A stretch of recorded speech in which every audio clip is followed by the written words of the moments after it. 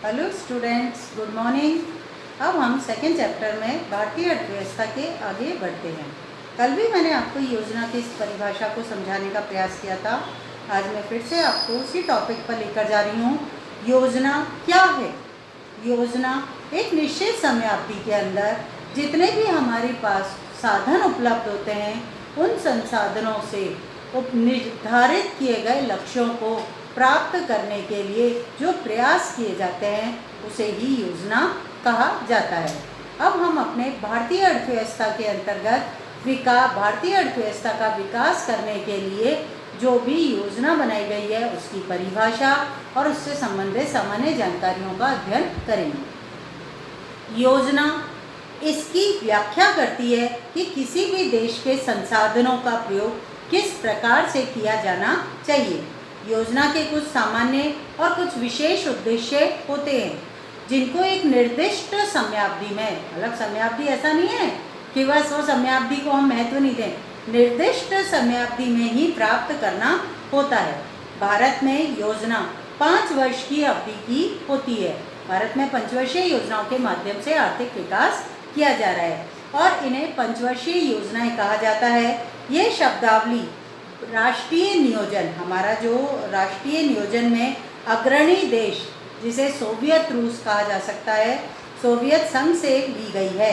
ये शब्द, ये लाइन नोट कर लेना बच्चों, अपनी कॉपी के अंदर लिख भी लेना कि सर्वप्रथम सोवियत संघ जो देश है उसके द्वारा ही इस राष्ट्रीय नियोजन शब्द का प्रयोग किया गया था और योजनाबद्ध तरीके से अर्थव्यवस्था के विकास का कार्य इसी देश के द्वारा किया गया था।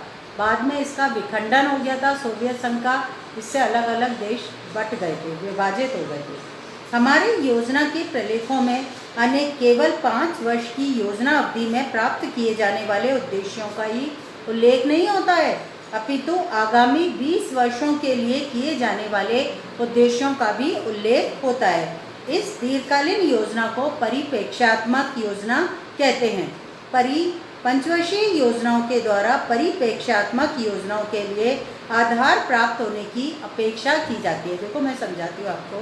भारत में पंचवर्षीय योजनाएं बनाई जाती हैं अर्थव्यवस्था के विकास के लिए, 5 वर्ष के लिए बनाई जाती हैं, लेकिन साथ में ही भारत में 20 वर्ष तक हम इन लक्ष्यों को प्राप्त कर लें, इस तरह के उद्देश्य भी निर्धारित किए गए हैं। इन 20 वर्षों के उद्देश्यों को प्राप्त करने में पंचवर्षीय योजनाएं क्या हैं? एक साधन मात्र है कि पहले कृषि का, फिर उद्योगों का, फिर सेवा क्षेत्र का विकास किया जाए। इस प्रकार से पंचवर्षीय योजना एक तरह का साधन सिद्ध होती है परिप्रेक्ष्यात्मक योजनाएं या दीर्घकालीन योजनाओं को प्राप्त करने के लिए।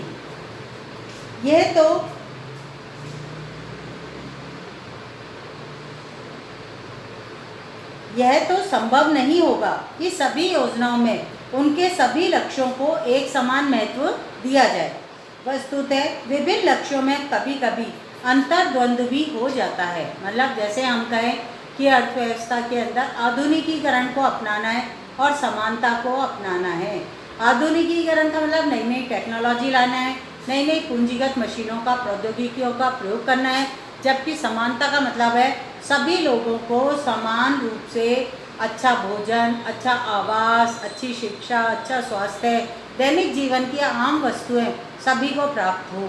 यदि हम आधुनिकीकरण करेंगे तो ऐसी स्थिति में फिर हमारा अर्थव्यवस्था में विषमताएं बढ़ेंगी। तो अंतर्द्वंद हो गया यहाँ पर दोनों के मध्य।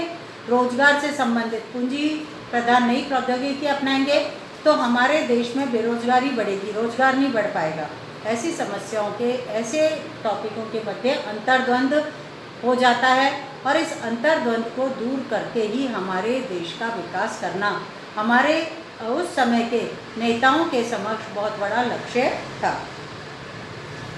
उदाहरण के लिए यदि प्रौद्योगिकी श्रम की आवश्यकता को कम करती है, टेक्नोलॉजी को अपनाओगे तो श्रम कम यूज किया जाएगा, तो आधुनिक प्रौद्योगिकी के शुरू करने के लक्ष्य तथा रोजगार बढ़ाने के लक्ष्य में विरोध हो सकता है।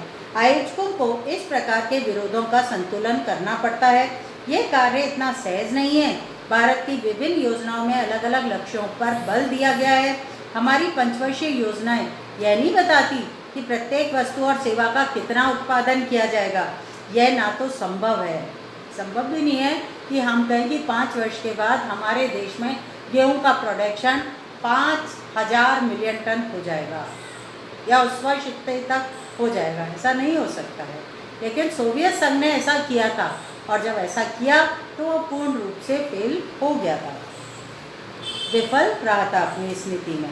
अतः इतना ही पर्याप्त है कि योजनाएं उन्हीं क्षेत्रकों के विषय में स्पष्ट लक्ष्य निर्धारित करें जिसमें उनकी महत्वपूर्ण भूमिका हो, जैसे विद्युत उत्पादन, सिंचाई आदि। शेष को बाजार पर छोड़ देना ही अधिक श्रेयस्कर रहता है। अब बच्चों, हम अपने पंचवर्षीय योजनाओं के लक्ष्यों पर जाते हैं। हमारी पंचवर्षीय योजनाएं जो हमारे 1951 से लागू हुई थी, पहली पंचवर्षीय योजना आयोग जो 1950 में हमारे देश के प्रधानमंत्री द्वारा हमारे स्थापित किया गया था, जिसकी सहायता से पंचवर्षीय योजनाएं बनाई गई थी। ये हमारी पंचवर्षीय योजनाओं के दीर्घकालीन उद्देश्य थे। पहला उद्देश्य समृद्धि, दूसरा आधुनिकीकरण, तीसरा आत्मनिर्भरता और चौथा समानता का निर्धारित किया गया था। इन 4 लक्ष्यों में एक एक का बारी बारी से हमारे द्वारा अध्ययन किया जाएगा। देखो बच्चों, समृद्धि का मतलब होता है ग्रोथ, डेवलपमेंट।